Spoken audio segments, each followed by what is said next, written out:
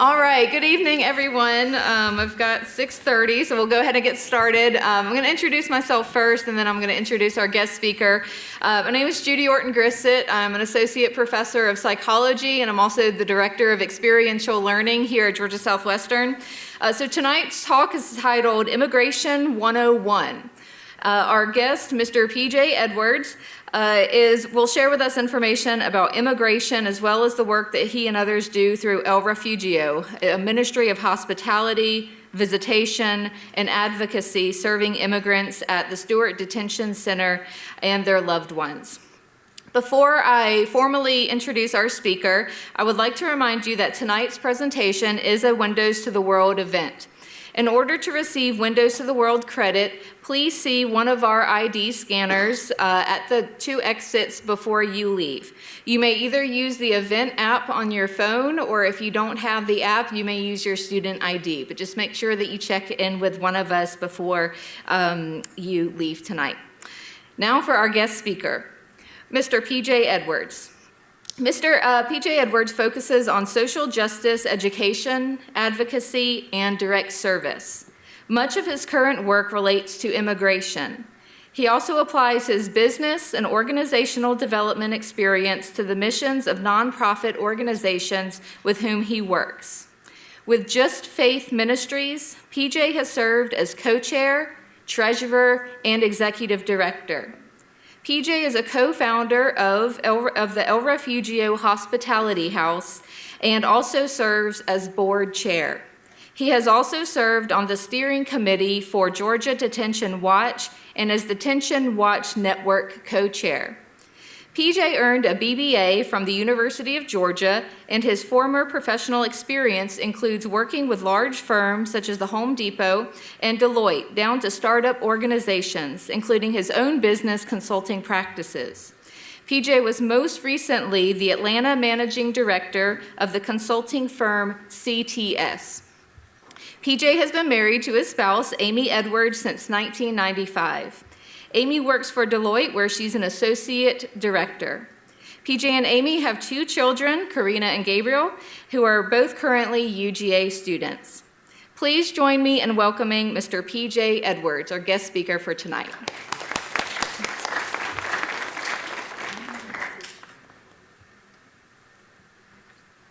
Okay, the good news is I know we have an hour and we'll stick to it, and we're not really covering all that stuff. We're just going to do one bullet point. I thought I'd start just with a little background about how my wife and I got into this immigration stuff. Former business executive, as you heard, but the church we were going to went from being majority white to being majority Latino almost overnight, and a lot of those folks were undocumented. A lot of them don't speak English, so it created a ton of tension within the church. You know, the old timers are like, they're taking our space, and we, have different cultures, worship a little bit differently. So we really wanted to create some dialogue around immigration instead of debate, because it's such a polarized issue. So we wanted to do education sessions for the church, for the U.S. born, because we find out that a lot of Americans don't really know how the U.S. immigration system works these days. It's very different than when my grandparents immigrated. And really what we wanted to do is create some dialogue, to put dialogue sessions together where we talk about this is not a debate, this is a dialogue, we're trying to see this information through each other's eyes. So we'd put U.S. born and recent immigrants from our own community at small tables together and have some guided dialogue using like a video about what it's like in Mexico and why people immigrate and these kinds of things and what it's like when they get here, to try to build some of those connections, because we found out that the education piece is important because there's so much misinformation about immigration, and that's what we're going to focus on today. But it's really that personal connection, getting people to the point where they're meeting somebody and really understanding them through their own experiences and not just from what they've heard on the news or some statistics or things like that. So when we started doing these, I'm not an immigration attorney, and I want to be very factual, so I try to use the best resources I can. So like I'll use information from Department of Homeland Security versus some left or right-leaning publication, that kind of thing. But I learned about immigration detention, and I really had no idea. And I learned that the largest immigration detention center in the country is very near here, 45 minutes away in Stewart County. It's called the Stewart Detention Center. It's run by a for-profit organization, so it's paid for by our federal tax dollars. And the sum of it is that we're detaining a number of immigrants. This for-profit company is making lots of money. It's largely unnecessary. We're detaining them because we think they're a flight risk.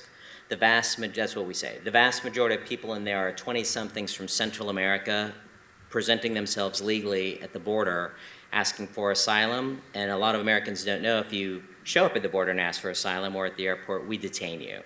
And so that is predominantly who's in there. And they could be released and still come to their court date. Bonds are very effective. There's been a number of things that are very effective, but there's lots of money in it for these corporations, and they lobby and pay into political campaigns. So our response to that was we started taking visitation groups down in 2008. So, and all of you are invited to come visit, to sit one-on-one with somebody that the United States is detaining there. And we were doing that for a couple years and noticed a lot of families were driving from North Carolina and other places. And it's all men and transgender women there, and they get one hour visit a week, but the weekend's on Saturday. So these moms, families, wives that were driving 10 hours from Charlotte, if they had some place to stay, they could at least get 2 visits out of their trip. Visit on Saturday, visit on Sunday, come back 2 weeks later, which is what some families do. So in 2010, we opened up a hospitality house there to welcome the families. So we were there every weekend, usually has a visitation group from colleges, church groups, just people that hear about us on the news that are interested, and then have the hospitality for the families that are there.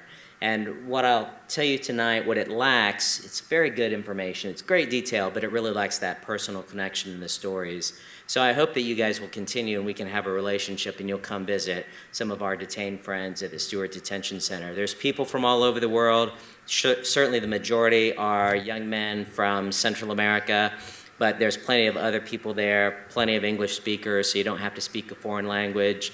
And there are people from all over. I was just there today, Bangladesh, Cameroon, Pakistan, Nicaragua, I mean, just people from all over the place. So if you've got language skills, you only speak English, doesn't matter, we'll welcome you, we'd love to have you come visit. So that's kind of full circle what happened, and these slides are really what we started. We're not going to talk about the religious aspect of it, but again, we started in our church, so we talk about our nation of immigrants, some of the history of immigration in the United States, scriptural foundations, church teachings, and now we do these presentations everywhere. So another thing you can do to help us out is to invite us to do more presentations of this kind. I can talk about common missing concerns, like they take our jobs, terrorists are coming in, and not in a preachy way, but kind of broaden that topic. Certainly immigration detention, which is the main focus of our work down here in South Georgia. And then I might talk a little bit about immigration policy challenges if we have a chance. With that, I'll just jump into it. And I might even skip a few slides for the sake of time. So what is an immigrant? Just start easy. So an immigrant is somebody that wants to permanently stay in the United States. So it's not somebody that comes on a visitor's visa. It's not even, as far as the government is concerned, somebody here on a longer term student visa. It's somebody who wants to move permanently to the United States. And I'll talk a lot tonight about lawful permanent residents, LPRs, also known as green card holders. Very similar to being a citizen, they can travel freely. You can't do that on temporary visas often. Come and go freely, can work legally, can't vote, and they don't have all the same legal protections that citizens do. Those are the two big things. But they're here permanent, legally, then of course undocumented. And tonight we'll focus on how does one actually get a green card and why it's so hard for others to get a green card or can't get a green card. Then there's temporary visitors, often referred to as non-immigrants. We won't talk much about them tonight, but there are a lot of them. In 2018, there were 186 million people that came on temporary visas. So there's lots of folks coming on temporary visas, but just to stay temporarily.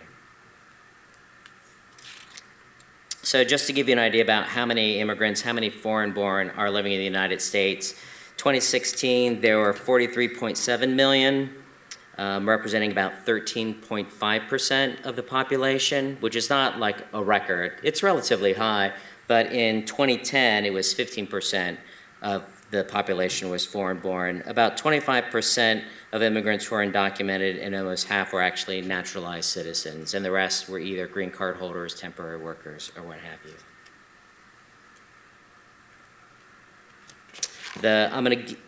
Forgot to mention something. This is too much information for an hour, but if you legibly write your email on this sheet up here, I'll send you this whole presentation. So as I go through this, I'm going to go through it a little fast, but pick up the salient points. The salient point in this one is this 77. Georgia doesn't have the most number of undocumented immigrants, but between 2000 and 2015, we had a 77% increase in undocumented. A lot of that really started back with the Olympics, and we had a lot of work that we needed done in Atlanta, but it's also the farming, the meat processing plants, the rug manufacturing in North Georgia, forestry, and just all the service industry that's happening in this state. So Georgia has had a good amount of growth since 2000. Some other states have had more, but you can see for the Southeast, we're up there pretty high with the amount of growth that we've had in the undocumented population. And they're usually pulled here by jobs in other communities from their home country. So this is the slide. If we can get through this and one other slide, we're going to be home free. But this is what we're going to talk about tonight, and I'll break these down individually. These are the ways that somebody can get a green card in the United States of America. You'll hear on the news, perhaps, that the United States immigration system is focused on family reunification versus on employment. And if you look at these first two categories, they're both family related, and that's 64%. So certainly, the majority of people that get a green card in the United States are getting it through a family relationship. And I'll break down what these two different types are. There's employment-based, which is 13%, diversity, 4%, asylees and refugees, 17%, and then some other categories. But by far, getting through family relationships is how somebody gets a green card. So first I'm going to talk about this immediate relatives of U.S. citizens. So immediate relative includes spouses, unmarried children under 21, and parents if the U.S. citizen is at least 21. So if somebody is born in the United States, they are a citizen by our Constitution, but that child can't petition for their foreign-born parent until that child is 21 years old. Does that make sense? So it's not like an immediate thing that happens. This is the only type of visa that's not limited both numerically and by where you're from. All the other types of visas are limited numerically and by country. And this was 44% of people that got a green card in 2018. Stop me if you have any questions as I go through this. This is the worst one. So outside of those family relationships, there are other types of family relationships that somebody could get a green card. I also didn't mention that immigration law is more complicated than tax law. I'm going to try to explain it in about 20 minutes, so be patient with me. The first, there's a 4 preference here, really 5. The first preference is for unmarried adult children of U.S. citizens. So now, in the first category I just mentioned, my under 21 is now over 21. They would fall in this category. And we allow 23,400 of those a year of that type of visa. The second A preference is spouses and dependent children of green card holders. So that first category, the sponsor was a citizen. This is where the green card holders get a chance to bring over their spouses and dependent children. Second B preference is unmarried adult children of green card holders. Third is married children of U.S. citizens. Then the fourth preference is siblings of U.S. citizens. So these all have the max out of all these categories is 226,000 a year. It was 216,000 in 2018. And I'll break down this a little bit more and what happens here. So because they're limited, both by the number in each one of those preferences and by country, you get some varying wait times. The shortest wait time is for spouses and minor children of green card holders. It's really just a few months. They're looking at applications from November 2019. And since I've been doing this, that's been the shortest amount of time that I've ever seen. Unmarried adult children of citizens, the wait is 6 years. For Mexicans, the wait is 20 years. So if I have a unmarried adult child over 21 in Mexico, she's going to wait 20 years to come.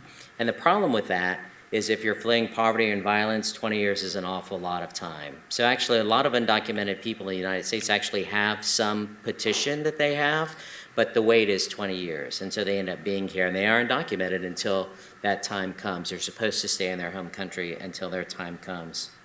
Mexican siblings have the longest wait time. They're looking at petitions from 21 years ago, so around 1995 is where they're looking at. My son's 21, that's how I frame it in my mind. And there are no options for parents, married children, or siblings of green card holders.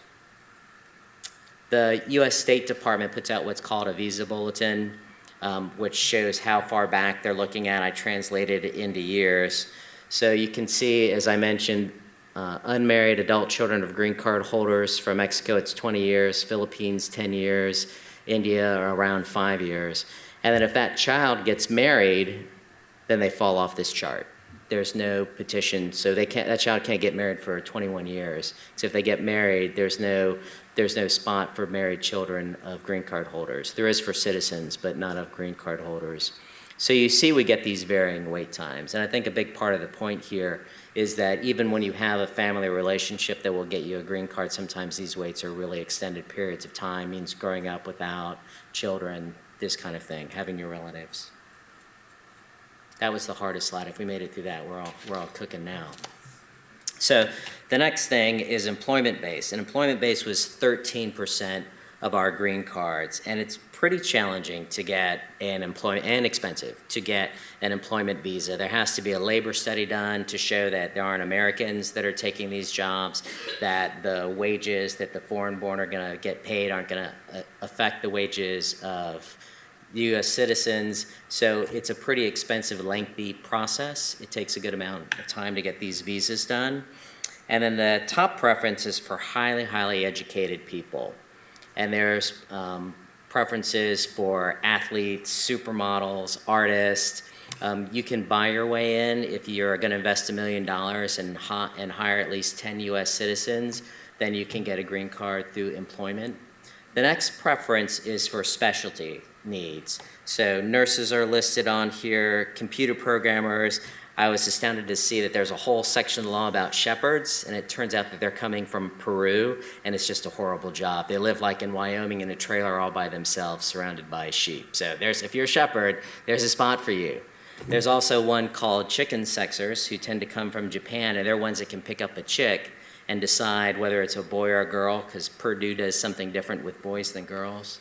But I do hope that if you take away one thing tonight, that's not what you tell people. Hey, do you guys know there's this thing called chicken sexers? I hope that you're getting a bigger picture from all this. So some specialty areas. For people that are unskilled, doesn't really mean they're unskilled, but if you're a carpenter, you lay tile, you might not have a bachelor's degree. There were only 1,494 visas that were given, and only 468 of them were for new arrivals. The other people were here on some type of temporary visa and had what they call a change of status. So when you hear they should wait their turn, they should get in line, this is the line. You have thousands of people needing to come here every year, but the window is 468 people for new arrivals. So it's not so easy, and that's the challenge that we're facing with our current system. All right, let's talk a little bit about refugees and asylees. So refugee is a person that has to prove persecution from their government based on religion, political, sexual orientation, and a refugee is applying from outside the U.S., and asylee is applying at the border or from inside the U.S. Both are legal ways to go, but the process is a little bit different. So I was going to give you, this is what you have to prove. It's up to you to prove to the immigration judges and immigration that you have a well-founded fear of persecution based on these things listed here. And you really don't have the benefit of the doubt. So the immigration judge wants to see police reports, news articles, testimony, and these kinds of things. The top 10 countries getting this type of visa are Cuba was 38%, Syria 7, Iraq 6, then I'll just read down, China, Somalia, Burma, Congo, Iran, Ethiopia, and Nepal. So notice that these are countries that we generally don't have a great relationship with, or they're former communist bloc countries. It's not Mexico, it's not El Salvador, it's these countries, because there's a little bit of a political aspect to asylum and refugee. When U.S. is admitting that many from a country, we're kind of saying we think there's something wrong with that country too. So there's a little bit of a political aspect of it. This is not to be confused with new arrivals as far as refugees. all these people that got this visa, and this was 17% of all green cards in 2018, were here already on temporary type visas through the program. So this year, the U.S. is allowing in fewer arrivals than we ever have in my lifetime from refugee status. The diversity lottery is something new. It only applies to countries that have sent less than 50,000 immigrants over the past 5 or 10 years. I have it here somewhere. And so it affects mostly Africa, Asia, and European countries. It is literally a lottery, but you have to qualify for it. So you usually have to have a bachelor's degree. The United States is going to see that you have some wealth, that you're going to be able to stand on your own 2 feet, so to speak. So it's not just as simple as going for the lottery. So Africa was 38%, Asia 32%, and Europe 24%. Top 10 countries were Nepal, Egypt, Uzbekistan, Ukraine, Congo, Albania, Ethiopia, Russia, Turkey, and Cameroon that qualified for this. This was relatively new in 1990, and the idea behind it was literally diversity, to bring in other nationalities, other cultures that aren't as prevalent in the United States. There are some extraordinary remedies. U visas, I hear a lot about on the news. They are for people that are victims of crime, usually crime perpetrated by a green card holder or a citizen. There was a small number, only 0.7% or 7,800 U visas were given in 2018. T visas are similar. These are for victims of trafficking. Then there are some visas for Violence Against Women Act, very small. There were 58 given of those. And then cancellation is what we often think about, but there's a limit of 4,000. And cancellation for somebody that doesn't have any other status, they don't have a path through family relationships, at least not yet, but they've been here 10 years, they can demonstrate good moral character, and can show exceptional, extremely unusual hardship to a citizen or child, usually a child. So this is somebody that mom is the only caregiver, mom doesn't have status, and the citizen child has leukemia. That's what these are. So the limit is 4,000, and we've never hit that limit. 2018, there were 3,600 of those visas given. So it's extreme and a rare thing that happens, but it is one way to get a green card. Any questions so far? I'm going through this real fast. Maybe I had too much coffee, not sure. Anything surprise you? You guys have this down already. Let's talk about citizenship. So if you're lucky enough that you're a chicken sexer, or you've got a spouse that's a citizen, or you're a supermodel, or you were lucky to get through the diversity lottery, after 5 years you can apply for citizenship, or 3 years if you got your green card by marrying a citizen. I have no idea why there's that distinction, but that's how the system works. Must pass the test in English and U.S. history and civics, and it's relatively recently gotten a lot harder than it has in the past. Got this cute slide that I stole from somebody else about citizenship. So 341% is the amount citizenship fees have increased since 1998. The current cost was $725. The administration is trying to raise that now over $1,000. 41% is the amount of federal minimum wage has increased at that same time period. $225 is a take-home pay of the minimum wage workers. So it would take a family of 4, 7 entire weekly paychecks to pay for citizenship. So we've kind of are costing people out. So if you're not making enough money, it makes it very difficult to become a citizenship. And the benefits of citizenship are voting and then the legal protections that citizens will have over green card holders. Any questions? Anything? So I'll sum up a little bit. Usually I end the longer presentation with this aspect of it. But what's wrong, kind of the challenges of the current system, doesn't allow enough workers to come in for the businesses that need it. As you heard, I was working for Home Depot Corporate for a while, and it was back in 1999, and back then we were worried all the computers were going to blow up when the year 2000 came, and so we were trying to get a bunch of programmers from India, and we really couldn't get enough visas to get them over to help us in time because the way the process was so lengthy. So that's when a lot of the outsourcing to India started happening. in the United States during that time because it was much more efficient than getting a visa. So the reaction isn't quick enough. When you think about seasonal workers and some of the things we need, it's a very difficult process to navigate. Second point there, functionally impossible for many in need to gain entry. So if you don't have a relative who's a citizen or a green card holder, you don't have an advanced degree or special skill, there's no business or citizenship sponsoring you, it's almost no need to apply. Like you're just not going to be able to get a green card. Even getting a tourist visa, a temporary visa, can be pretty expensive.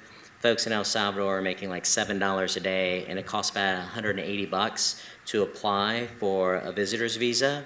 And you're not going to get it unless you can show you've got like a car, property, a job, family. The United States wants to know you're going to come back. And so people don't even apply for these visas because you don't get your money back if you're denied. And that's partially why people come without visas to the United States as well.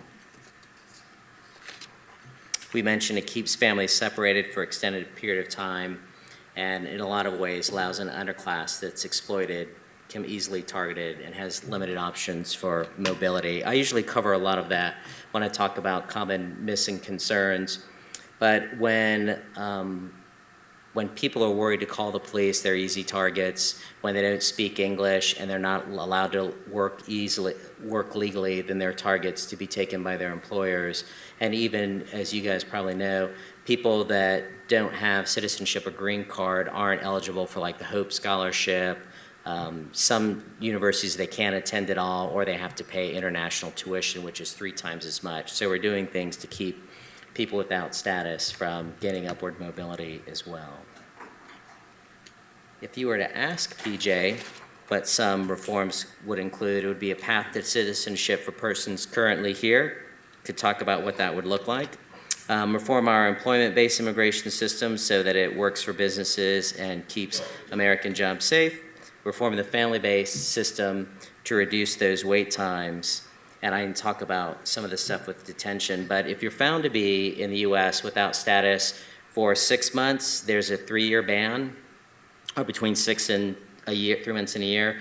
If you've been shown to be here for a year, there's a 10-year ban, so you can apply. So if you're waiting for those 21 years for your child, your citizen child, to petition for you, if it can be shown you've been in the United States for more than a year, there's another 10 years on top of that. So some of the reform we look at is reducing those bans and really look at some of the root causes of immigration. So instead of just focusing on rounding people up and detaining them, look at why they're immigrating and are there things that we can do to help. Whether it's Cafe Campesino in town is 100% fair trade coffee so that those people that are growing those coffee beans don't have to immigrate, whether it's some of our trade policies and some of our labor policies, but looking at ways we as a nation can help people stay where they are instead of coming here. That is all I have, well under an hour. It's no test. Are there any questions? Anything I can tell you? Yes? Other than the looking at how we can help people stay in their own countries, by better enforcing trade deals and things like that, it's pretty clear that the system isn't working as it is. But how do you think we can improve it so that more people who can come and actually make a life here can get here without us being overrun by too many people and Right. increasing the poverty? Yeah, it's a great question. So the question is, how can we have a system that's more fair, but, and I'm paraphrasing, and correct me if I get this wrong, but still making sure aren't getting too many people are affecting the opportunities here. And I really think there is a balance. I mean, there's clearly a pretty high need for labor in this country at a different level. If we look back in the 1950s, only about half of Americans even had high school degrees. But back then, you could get a good factory job, maybe a union job, work your way well into the middle class. And obviously, a lot of those jobs are gone, mostly because of automation and globalization. But Americans are much more educated. So I think when we look at the lower ends and the high ends of the spectrum and kind of analyze our need. So for example, HB 87 was a bill in Georgia that was anti-immigrant. And it was interesting. A lot of mayors from southern Georgia came up and said, what are you guys doing? Because kind of the myth was that we've got all these unemployed people in Atlanta and they're going to move down to Vidalia to pick cucumbers and onions for 3 months and then move back to Atlanta. So I think that there's areas that we have needs that aren't fulfilled, that we can allow more people to come legally, because now they're coming illegally. And I think we can have systems that would allow them to come work, whether they stay long-term or not long-term, but work in a safe environment that doesn't take away from American jobs. And I think that would go a long way. There's been a lot of good legislation proposed, but nothing has passed, unfortunately, to do that. So I think there's definitely things. Another thing I would focus on is on the temporary worker programs, making sure that they have a safe environment if they don't want to stay. Right now, if somebody comes as a temporary worker, they're beholden to that employer. They can't change jobs. The employer is providing whatever housing they have, and they get blacklisted if they try to organize or complain or things like that. So I think we'd have to reform that as well, and I think there's some good legislation that's been proposed around that. So we can look at where are our needs and fill in and allow a lot more people. I don't think it'll ever be perfect, but I think focusing on those root causes so people don't have to immigrate and looking at our own needs. Obviously, we have a lot of baby boomers, for example, so we're going to have a need for a lot of elder care, and we have fewer of us paying into Social Security and have those numbers, so that would be an example of a need where we could use some more help with things like that. I worked in the labor industry, the construction industry, and we needed more help doing things like that. So I think there's areas that we can look at. At the same time, I think we do have other problems in the United States, like our own education system. We've got to train our people for these new jobs. You know, if coal's going away and solar power is the way to go and building batteries, we've got to train people how to do those things too. So I think it is none of these are black and white, but I think that there's opportunities there. But it's not just the workforce that's the issue, though, right? It's the welfare program and Right. Education as well. You mentioned education. Yeah. Well, our schools are also being affected by this. I'm not saying necessarily in a bad Right. way, but we do need to be better prepared for the language barriers and things like that. Absolutely. Yeah. And then the welfare programs are coming out of our tax dollars. So it would be nice to be able to take more people in. Right. But I do think that the limitations are necessary in order to keep us from declining. Right. We have a lot of limitations already on the education system. If somebody, even if they're renting, they're paying property taxes, which is paying for the education. And it's an investment. I mean, the education is free for citizens as well. So you're hoping that this investment will pay off and they'll be productive.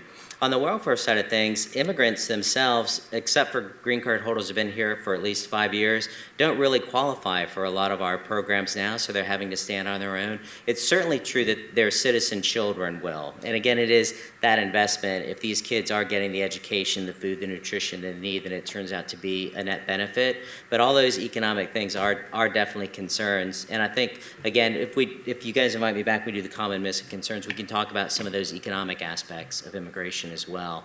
Most people believe that the people that are here are a net benefit. I mean, there are certainly things that we pay for. The things that undocumented immigrants can get are if they go to the emergency room, and a lot of those costs are related to pregnancy, and they do go to school, but the investment then tends to turn out to be a net investment over their lifetime in their workforce. Then there's some offsetting things too, like their parents that are coming that are working. We didn't pay anything to educate them, but they're coming and joining our workforce. So there are some off-balancing things there. I would not be, and also there is the thing about border control as well. Like, there are two separate issues: who we allow to come and stay, and knowing who's coming into our country. Like all of the 9/11 terrorists were actually here on legal temporary visas. So I think those things we got to manage as well. And I think if we allowed more people to come and work, we'd probably be safer as well, because they'd be more likely to go through the legal process than what we've got now. What else? What else can I answer? Well, like I said, if you'd like a copy of this presentation, I'd be glad to send it to you. I'm also glad to stick around. If you've got some other questions, you want to hear more about the hospitality house or visiting, I'd be glad to answer those too. So, thank you guys.